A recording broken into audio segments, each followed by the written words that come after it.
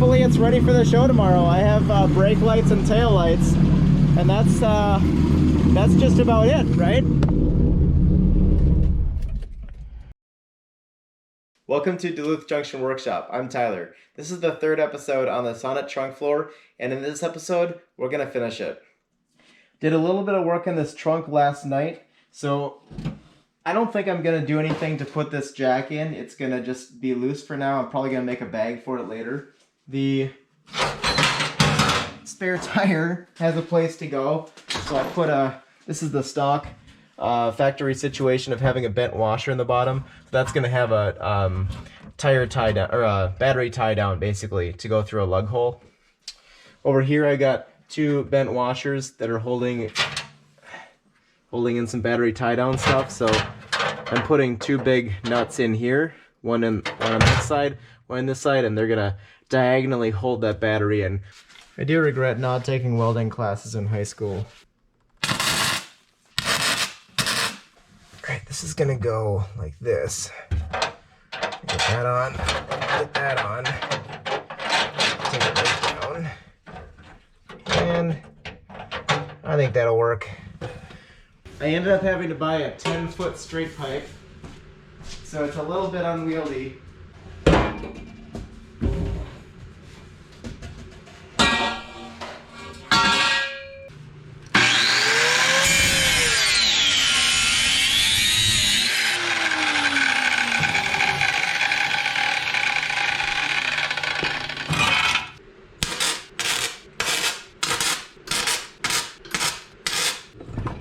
I basically just did tacks all the way around. Now I'm not totally confident there are no leaks in this, but I guess we'll have to see.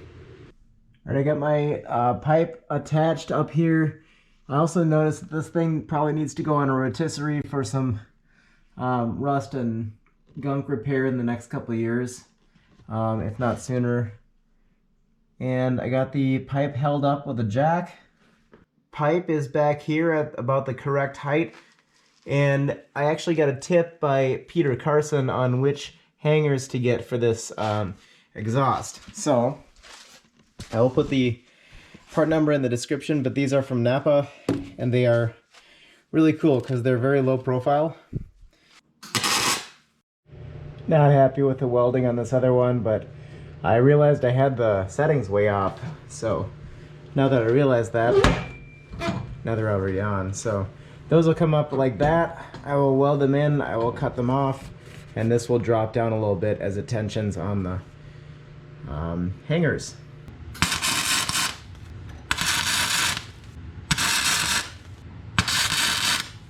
No big deal. Again, these are not intended for pulling the car out of a ditch. These are intended for tying it down to a flatbed or winching it up on a trailer. I intend to have actual recovery points in the bumper mounts up top. But hooray! These are in. Now that I'm done welding on the floor over here, I can pour 15 this when I get a good day. Okay, I did not actually mention I got the tires put on the soccer balls. This wheel looks like trash. It's a wheel, and it's on the car. It has a usable tire. And that's enough for me right now. Since I've already done the whole trunk floor with the cleaner degreaser and the metal prep, I'm gonna only do acetone right now. Just get it all, make sure it's like double done, and then I'll do the metal prep again. And at that point, it's a metal prep, rinse, and pour 15. It's been 20 minutes. I guess the rust has turned, or at least the bare metal has turned dark. I applied metal prep, then I rinsed it off with water, and then I tried to dry the water out with an air compressor. And fortunately it dried out pretty well, but unfortunately I have two issues. The first issue is that I ended up blowing a bunch of dust up from random places that I didn't know dust was, and so they fell into it. I had to wipe a couple out, and otherwise I vacuumed out. The second issue is that water likes to collect between the little pieces of welds So up in the seams, water likes to collect in those, and I'm not 100% sure that that is going to be dry anytime tonight, even if I keep spraying it. The metal prep container says that surface must be bone dry prior to applying rust preventative coating, pour 15. This thing is fully dry now, and I've got my pour 15. I've got 1 quart/1 liter of it and an old gross Harbor Freight paintbrush.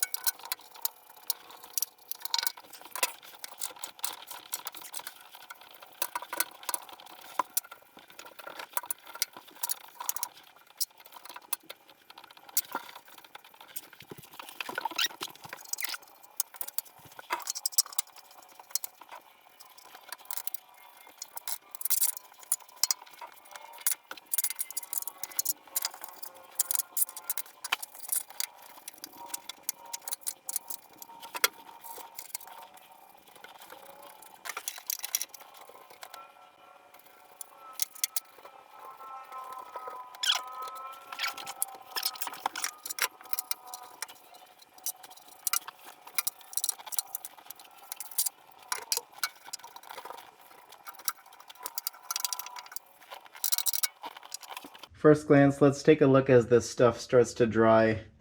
The biggest thing that sticks out to me is I have these little fisheye spots here, here, here, actually all over, despite doing the cleaner degreaser a couple times and the acetone and the metal prep.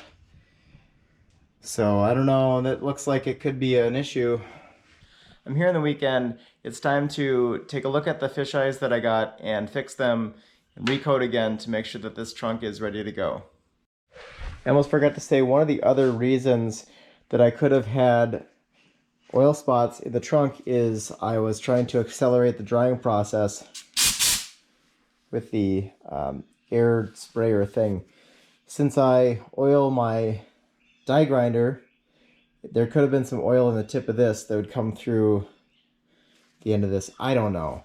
But this time when I'm doing the trunk again, I'm going to let it air dry and not do any type of air compressor type drying on any of it. So I'm going to go in, sand those out, put acetone on, get everything sanded down again, and we'll put another coat on. And while that is drying, I'll work on the fuel tank.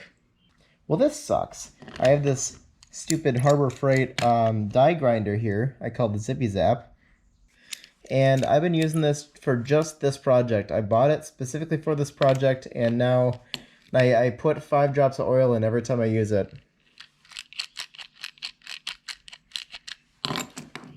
And sometimes when I'm grinding on things, the thing will just stop, and then I have to get it started again. So, what a piece of crap. I'm going to take this back with the receipt, and then I'll go get a better one at Menards. It's been a couple hours, and I got bad news. It's still wet. But I got a new idea. It hit me like a ton of bricks. No oil. So we're going to hit this and get it cleaned off, get it dried up. Man, this is frustrating. I took that hair dryer in here and I went over all kinds of stuff, and I went real hard on it. I even took the blowtorch and tried to warm stuff up, and I still keep getting little weeps of water out of the seam welds here and out of weird places and down here. And I've just decided that I'm getting weeps underneath as well. I've decided that I don't want to paint over it and get a couple drops of water caught in and create rust for the future. So I am leaving it for tomorrow once more, and I have a space heater here, and that's pointing at the bottom of the trunk, so hopefully everything will kind of warm up in here and evaporate overnight. And tomorrow, finally, I should be able to actually paint it and excuse me, I'll have to get up early and come out here and get a coat on at like probably 8 or 9 a.m. and just go all day as long as I need to. It's been 2 hours. It's dry enough. The top, I'm going to throw some Rust-Oleum enamel on. And you know from the Scottish guy on the packaging that it's supposed to be cheap. Can't believe they still do that. The bottom of it, I'm going to leave as it is. I'm pretty happy with it. Of course, you can't see it. But we'll throw some spray paint on there and get that UV light protected and let that dry for whatever time that dries for. And then I can start installing the battery and doing other stuff.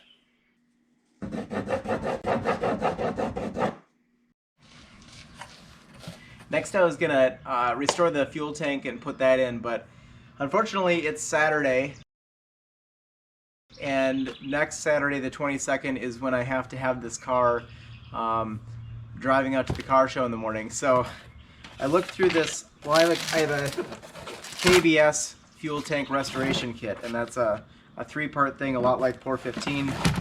And I'm reading the instructions here, and it says that after you do 2 different products and you let it fully dry like overnight, then you have to allow 96 hours for maximum cure and test for leaks before refilling with fuel. If I do that, I have to start tonight and get nothing wrong to have this ready by Friday to do a test drive to work, and nothing has to go wrong, and then go to Saturday. So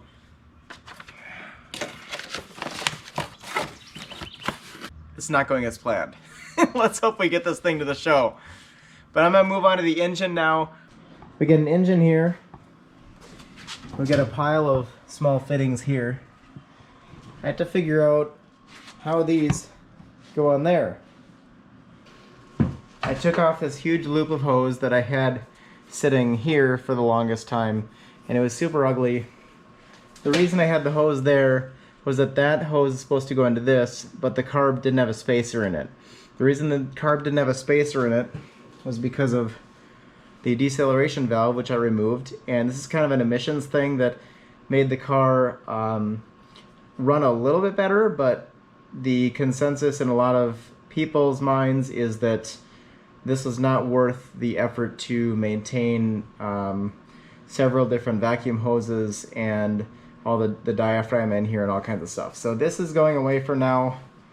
So I can actually get this down around the bottom and get this hose over here, hopefully. Got a picture from the manual. I'm trying to figure out what this all is happening. There's the deceleration valve, and then that's the carburetor, I think, part of it. There's the fuel inlet, and there's that loop that I had. I had a loop going on here. Let's hook up this piece of hose here. I'm thinking if I take this hard line out, I can reposition that to go below the alternator, and I think that's how it's supposed to go around here. Should make it easier to hook up to this. Alright, I got that hooked up for now. It's still unhooked on the bottom, but I want to get everything else ready so I can go replace that tomorrow when I get a piece for that. I got a couple goodies. This is Napa 10791. There's our target right there. Let's see if we can get that on there. Not sure how. How did I get the other one on there? Jeez.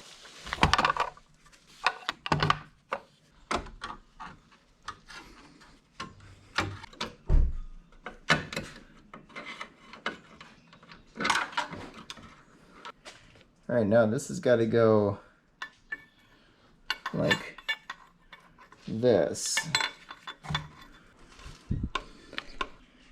Got my coolant pipe going in to the hose right down there, and the hose is there again, so I need to move that hose clamp up, not lose my light again, and we'll get that tied in. I guess this is what you get when the factory engine swaps it. Hey, that's kind of nice. I like that. Okay. It's cut from the same hose as the one down in the water pump area. Now I've got to run a line from this one to here. This is a 5/16 hose. With most of these hoses hooked up, it's time to move on to the distributor. Now my distributor was pretty worn out, so I got it rebuilt by Ashcraft V4 Saab parts, or Ashcraft Saab V4 parts, or one of those combination of words, out in Oregon. And Mark does a great job of taking care of the old Saab V4 community and does great work. So here he actually does a little serial number on each distributor that gets rebuilt, so you can look up the specs and everything for that.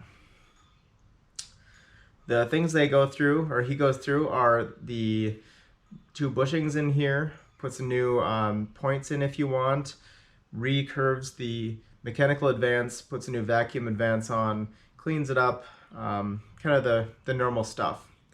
He also offers a really cool hand-drawn installation booklet. So I'm going to go through this installation book, kind of the way you're supposed to, and we will throw this thing in. A commenter commented on a previous video that I should be rolling over the engine using one of the wheels instead of the pulley on the front. And while I don't really care about my fiber timing gears in the front, I figured I'd try it, and last night I tried it a little bit. It seems like it works pretty well. So the car is currently in 4th gear, and I will go jack up this corner to get the passenger side wheel off the ground and show you how it goes. 4th gear gives you a little more leverage to make sure that you can turn the engine over easily, even with the plugs in. So I'm going to take the wheel and just push it. Oh, that knocked my light out. Alright, well, I'll show you from the front. As I turn the wheel, the whole engine turns really easily. And now I'm at about 7 degrees advance. So I'm going to go just a little bit more. Oh, bump it a little bit. There we go. About 6 now. And we can start going. Now that I know the number 1 piston is at the top, I'm going to make sure that it's on the number 1 cylinder, not the number 4. So if we look in the oil fill hole, we can see the intake valve. And if this is at top dead center on the firing stroke, on the compression stroke, it shouldn't do anything. If the number 4 is on top dead center at the compression stroke, then as I rotate past this, the intake valve will open to suck more air in because it's done with its exhaust stroke. We're gonna roll this over forward and see what happens. Oh, looks like the intake valve is opening. So that means that we are, as they say, 180 degrees off. So I need to take this, roll it over till the pulley is 360, back up to 6 degrees, and we'll start timing putting the distributor in. And I can do this one-handed with the wheel, so that's a pretty good deal. The next thing to be aware of is that there is an oil pump drive shaft in the bottom that the distributor actually interacts with. So you can see the little hex in the bottom of there. Now, I tried to test fit this last night and it did not go down all the way. Now Ashcraft is telling me that I need to take my 1/4 inch nut driver and go turn the oil pump drive shaft just slightly. The rotor is going to turn to the counterclockwise as the gear meshes with the cam, and I want to make sure that the vacuum advance canister is off to the passenger side as I put it in. I did realize the O-ring isn't for this. It doesn't make sense because there's a little connector there, so there's no point in putting an O-ring on this distributor. But I'm also having trouble. I've lined this thing up with the oil pump so many times, and I cannot figure out why it won't go in all the way. So, you know, it was going in all the way but about a 1/4 inch. And so then I just started spinning it back and forth and tapping on the top of it. The screwdriver didn't work real well, and then I just really lightly tapped with this, like that. On the rotor shaft? Yeah. Okay. And it finally just dropped in. At the same time that I went to get the spare distributor just to try it out, and I come back and you got the thing in, so. Oh wait, that's way off, so I'm gonna have to take it out again, and yeah, if you could just redo that. Okay, we're gonna mess with this a little bit and try to get it lined up perfectly, and we'll come back. I guess that wasn't attached very well. I'll have to go and probably solder that back on. Oh well. Now it's time to install the fuel tank. I did want to restore the fuel tank before I put it back in, but it turned out it was going to take way too long, and I don't have time for it right now. So I actually cleaned it out with carb cleaner. It's a little bit cleaner than it was before, and I'll run it for just a little bit until I can get back and do a bunch of maintenance I want to do anyway. I got a fuel filler hose set from Ashcraft just to make sure that it's the correct stuff that's gonna fit up right. It has 3 hoses. The first hose is the big filler hose, obviously goes right there. We have the return hose that vents out when you're filling, and that comes with hose clamps that fell off. And the third one is this evaporation hose, and that hooks in the middle of your tank. You want to put this on your tank before you slide it into the car, because you're not going to be able to reach that at all once it's in there. The other thing that Ashcraft says in the nicely illustrated instructions is that you're supposed to flatten out this flange right here, because your filler hoses can move around and eventually cut themselves through under certain circumstances, something obviously we don't want happening. But use a brass drift, because if you create sparks, you can, of course, ignite fuel vapor. So I'm not going to worry too much about that because my tank is out of the car, but something to be aware of if you're doing this yourself. Now I'm going to throw this in. It's probably going to be really boring for you and a lot of 4-letter words for me, so we'll just skip forward to when it's done. I used a bicycle trick to get this fuel filler hose on. I used this to put handlebar grips on and off. So you stuff a bunch of zip ties into the hose, and then you can hold them together with a hose clamp up here.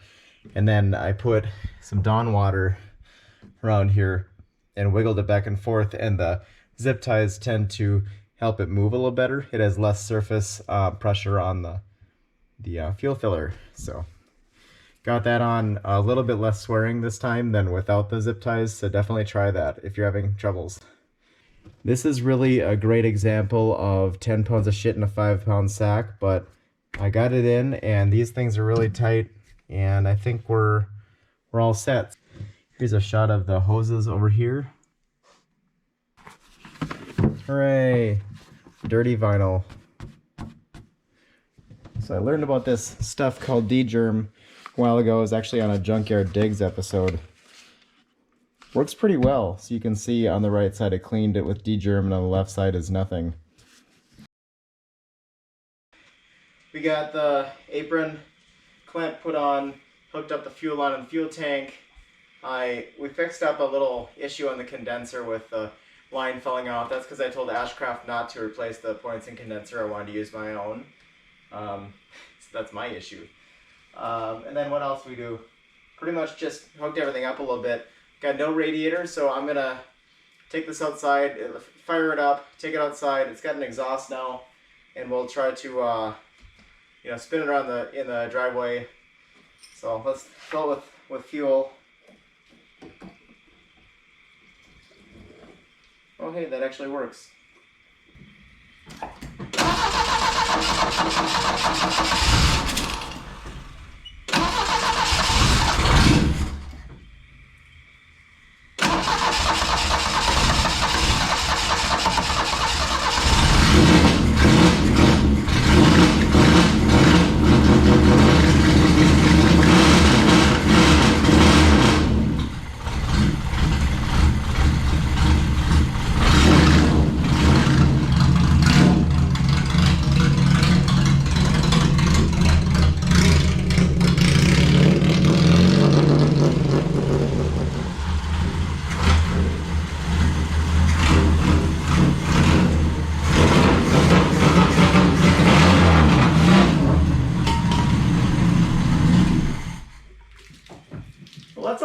loud, huh? So I think what I have is the distributor's one Notch off on one tooth off on the cam. So if I take it out and I just move it over and put it back down, it should be tunable. And I think also it's a cold start issue. I think I need to adjust the automatic choke. Well, that was fun. I look forward to hearing the video because this thing is rowdy. It's rowdy. It's currently Wednesday, and I'm trying to drive this thing to the show on Saturday, but before then I want to drive it to work on Friday to test it. So let's get on it. Okay, well that was hose 7896 at Napa, and it's nowhere near fitting up for me. Who told you? Did somebody on the... This is on the parts interchange list, I believe. Huh.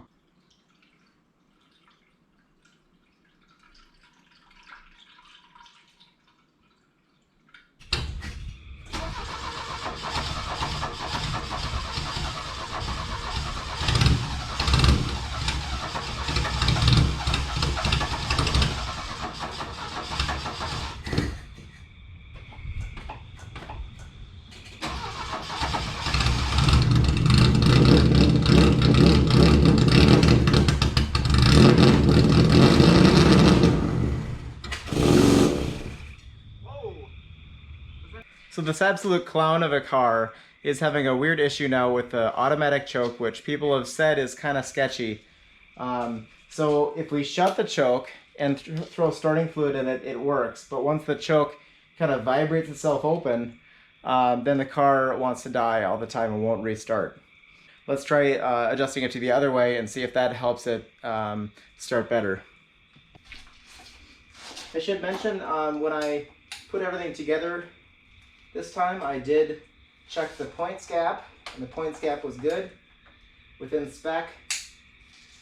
So it's not that. We also pulled a plug out yesterday, and that sparked very well. Let's try one more time, see if that'll work. Otherwise, I'm gonna call it a night maybe.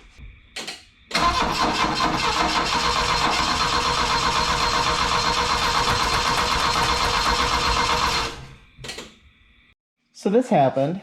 I noticed this.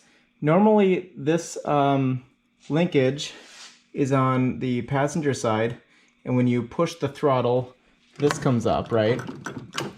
This linkage back here comes off the gas pedal.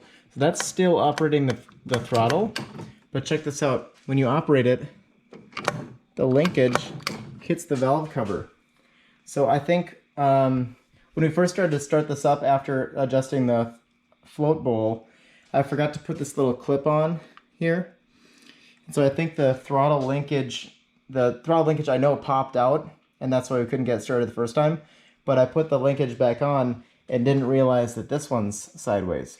So I'm gonna pop this linkage off again and see if fixing that gives me a better swing of throttle. Okay, full throttle. Obviously the choke is still super broken because you shouldn't be able to do that. Look at that. Nothing at all. I have a manual choke on my F100 and it works fine, and I have no problem putting one on here because it's not supposed to be a daily driver. Obviously my daily driver is the bicycle that I keep moving in back of the car. Allows me to have cars that don't need to work all the time and not care. I think so. There's a spring inside there, and that, you know, twirls up.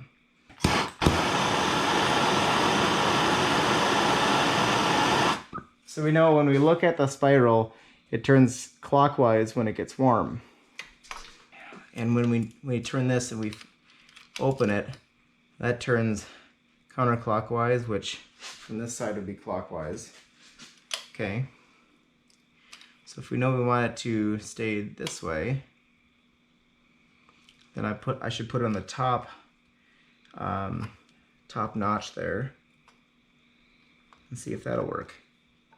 As it sits here, if I put it on, that wants to keep this up here. You can see it's right next to the hole, and it wants to keep it up to this hole. So it wants to keep the choke open all the time. So there's something wrong with the linkage, I think. Went over here and I tried to adjust the way this holds.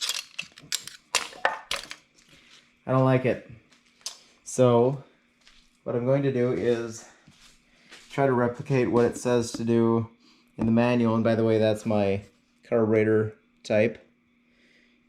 I'm giving up on the choke thing. I don't even know what they're saying in the manual, and I don't know how you're supposed to adjust it. It seems like a really sloppy, weird design, and not happy about that, so I'm going in. It's too late to be thinking about this. I come back to this the next day. Look at this. The choke shuts itself. It doesn't open more than it needs to, so maybe we can get it to work. I'm gonna back it out and see if that works. We're gonna put the front on this thing.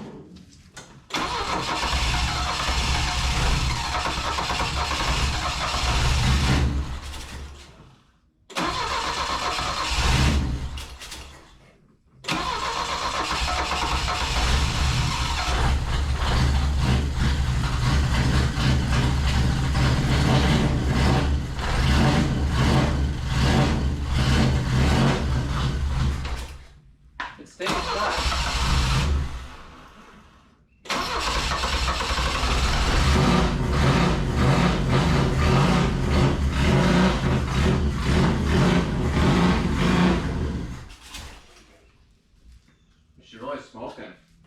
Really rich, I think.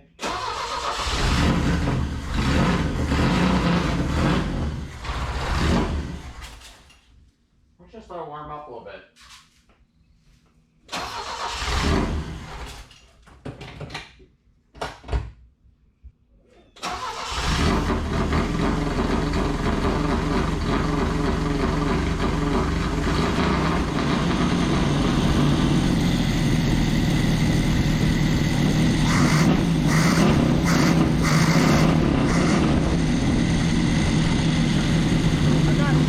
Sounds kind of rough. It's getting warm now, so it's starting to open. Okay, I guess when that's all the way open, I can start shooting the carb.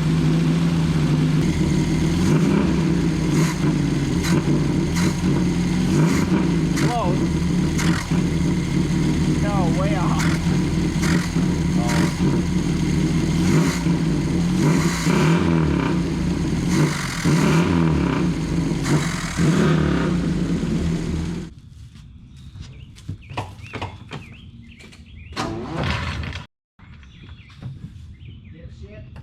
Gear?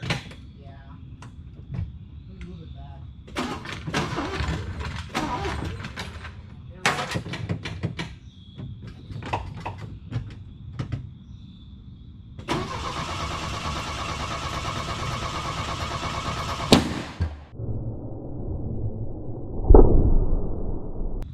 I'm gonna take a guess and say maybe I didn't time that right. That backfire really threw me for a loop, but look at there, we have our little yellow marks at 6 degrees. And then if we look at our rotor, that's pointing to our top dead center mark. So I think I might need to just try it again and see if that works.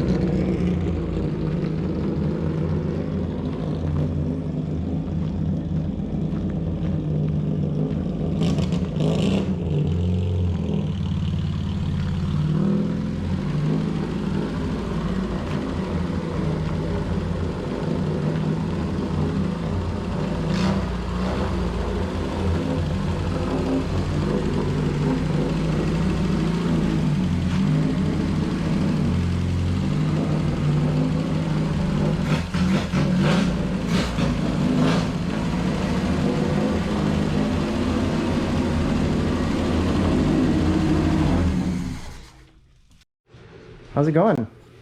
Pretty good. I just dry fit the gasket here. I'm a little worried up top that the headliner is peeking through on the top. I don't know. I think you have to go around the other side to look. Up in here. It's really hard to see. But otherwise, it's dry fit. Looks like it's going to seal. Looks beautiful. This is an Ashcraft unit here. Nice wide bead around the whole thing. Okay, well, do you feel like it's at the point that we can trim it down and install it? I think you're supposed to put it in first and then trim it after you get to this point. So we're going to dry fit the weather strip tonight. I'm going to drive this car to work tomorrow and make sure it's working all right as far as roadworthiness. And tomorrow night we can put new silicone in and get that fit for real. It's getting late though. We got to wrap this thing up. So this gasket has a notch here that goes into the slot on the hood. There's some pretty tight turns in here, like a 45-degree turn. It was pretty tough to get that around there, but heated it up with a hair dryer because it's not warm outside. And you start up by the latch up here. Yep. Work your way around, hit it in with a rubber or a wooden mallet. And then it stops plastic. here. It doesn't go any further, so that side's open, so all the water can drop down on the relays. Yeah, we want the relays nice and moistened, so Saab didn't put a weather strip on that side. So I did follow the Ashcraft instructions on this as well, because it's another Ashcraft piece. And it seems to be a really high quality material. Pretty impressed with that.